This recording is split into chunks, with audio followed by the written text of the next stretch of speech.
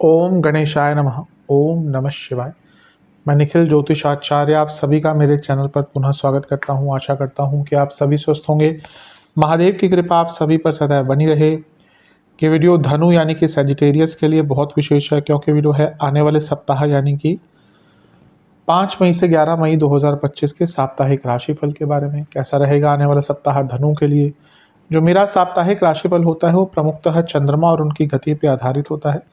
चंद्रमा एक ऐसे विशेष ग्रह हैं जो बहुत तेज गति से भागते हैं और करीबन 2.25 से 2.5 दिन में अपनी राशि बदल लेते हैं। तो स्वाभाविक है कि पूरा हफ्ता जो कि 7 दिन का होता है उसमें चंद्रमा कई बार अपनी राशि बदलेंगे। चंद्रमा मन के कारक है और उनकी विशेषता एक ये भी है कि जिस भी भाव में जाते हैं उसको एक्टिवेट कर देते हैं। इसीलिए डे टू डे एक्टिविटीज़ पर चंद्रमा का इम्पैक्ट बहुत होता है और इसलिए साप्ताहिक राशिफल की विशेषता बहुत होती है।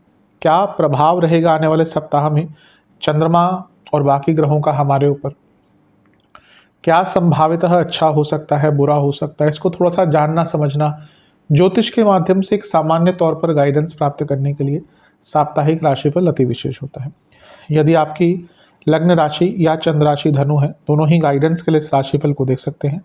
जहाँ से आपको ज़्यादा सूट करता है, रिलेट करता है, वहाँ से इसको ऑब्जर्व कीजिए। व्यक्तिगत तौर पे मेरा मानना है लग्न राशि से देखेंगे तो अच्छा है। इनकेस आपको नहीं पता अपनी लग्न राशि तो आप अपनी चंद्र राशि से भी इसको देख सकते हैं। तो शुरू करते हैं इस अत्यंत महत्वपूर्ण साप्ताहिक राशिफल का। चंद्रमा आपके नवम भाव यानी कि सिंह में रहेंगे, आ जाएंगे 5 तारीख को दिन के 2 बजे और 8 तारीख सुबह के 3 बजे तक चंद्रमा का प्रवास यहीं पड़ेगा। चंद्रमा का नवम भाव में आना एक प्रकार से अच्छा ही माना जाता है।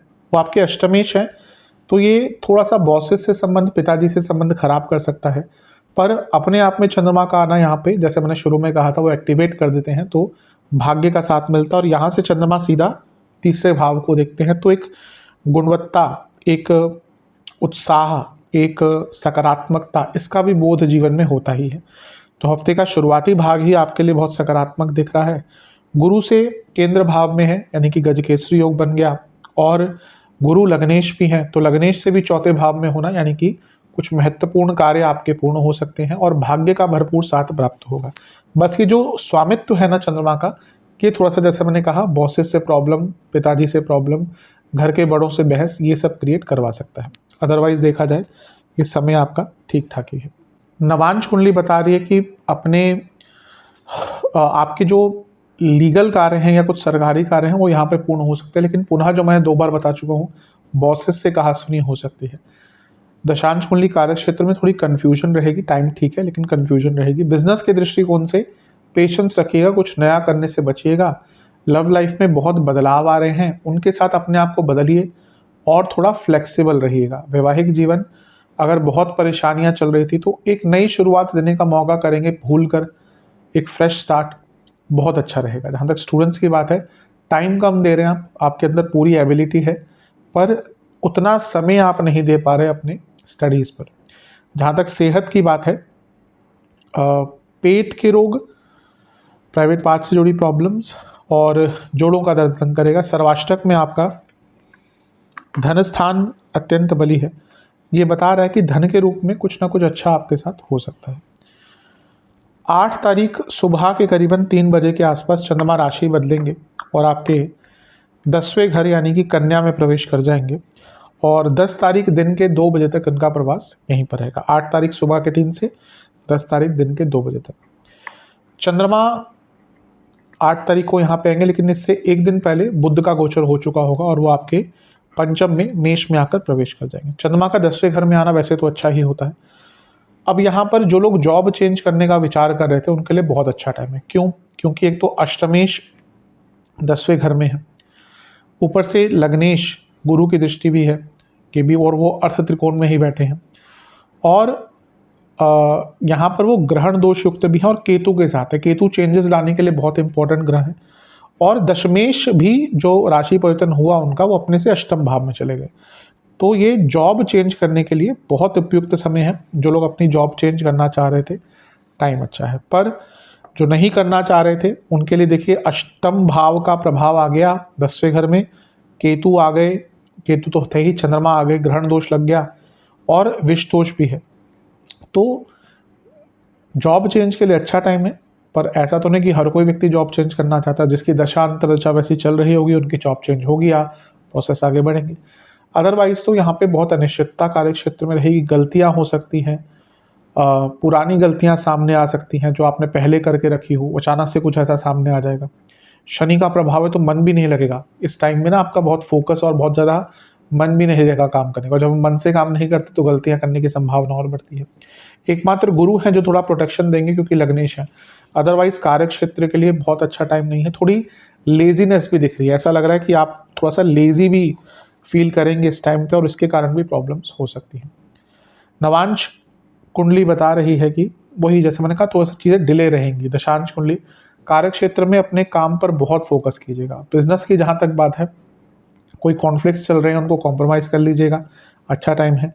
लव लाइफ में बहुत मेंटल कंपैटिबिलिटी की कमी रहेगी। अचानक से एक छोटी सी बात पर बड़े बड़े विद्रोह हो सकते हैं। वैवाहिक जीवन की जहाँ तक बात है ठीक है, ऐसा कोई पूरा टाइम नहीं है, एक अच्छी सद्भावना रहेगी। जहाँ तक स्टूडेंट्स की बात है, आप बहुत ख्याली पुलाव पका रहे हैं, बहुत अनप्रैक्टिकल से होते जा रहे हैं।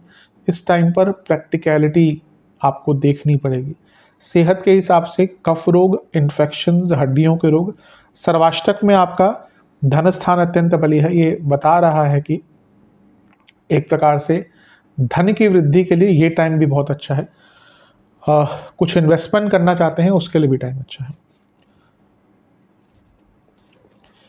10 तारीख दिन के 2 बजे के आसपास चंद्रमा राशि बदलेंगे और आपके 11वें घर यानी कि तुला में आ जाएंगे और सप्ताह के अंत तक चंद्रमा का प्रभाव यहीं पड़ेगा। चंद्रमा का 11वें घर में आना एक प्रकार से अच्छा ही होता है।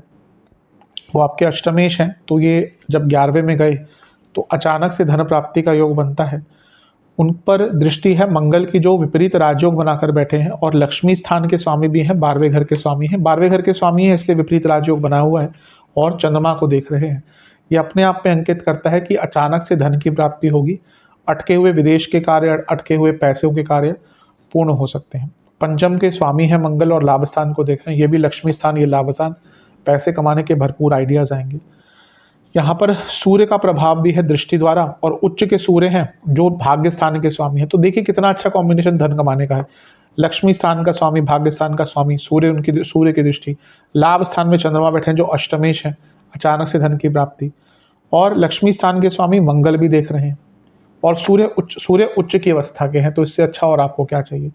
और यहाँ पर ना केवल सूर्य बल्कि बुध की दृष्टि भी है जो दशमेश भी है, सप्तमेश भी है, यानी कि करियर और बिजनेस दोनों में ही लाभ होने के योग आपके बनते हैं। तो बहुत अच्छा है।